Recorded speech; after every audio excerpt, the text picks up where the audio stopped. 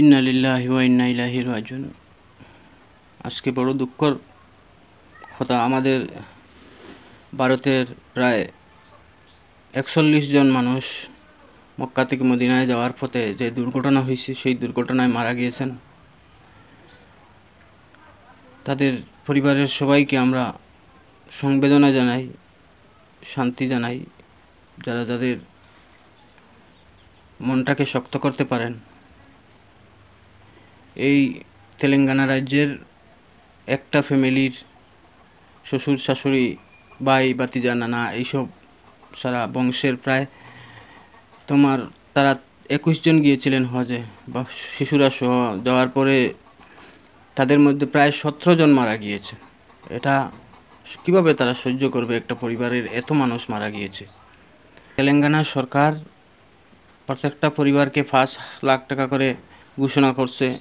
এরপরে ২ জন লোক সৌদি আরবে পাঠাবে, যাদের কাফন দাফন করার জন্য, যাতে তারা করতে পারে, তার জন্য ২ জন করে প্রতিটা ফ্যামিলি থেকে পাঠানো হবে বলা হয়েছে। দাবি করছে যে ১৭ জন ফ্যামিলি মারা গিয়েছেন, তারা আত্মীয় বলছেন যে আমরা চাই সরকার যেন আমাদের এই লাশগুলো আমাদের দেশে ফিরিয়ে আনার জন্য। কিন্তু আজকে বড় দুঃখের ব্যাপার, যাদেরকে আমরা ভাই বলি, যারা বলেন হিন্দু ভাইরা আমাদের পাশে থাকেন, আজকে দেখলাম সেই ভিডিওর নিচে কমেন্ট আসছে। অনেকে হাসছেন, উল্লাসী করছেন, কমেন্টে লেখছে যে আমরা আনবো না, কেউ লেখছে মরেছে ভালোই হয়েছে, এরা মরাই উচিত।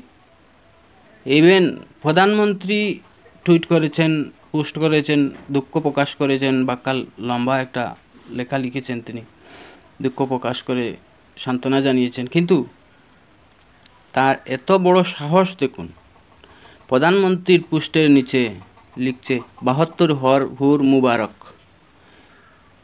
এখন আপনারা বলুন, হিংসা খাদের ভিতরে। হজে গিয়ে কিছু লোক মারা গেছে, সেই লোককে ট্রোল করছেন তারা, তথাকথিত কিছু হিন্দু নামধারী।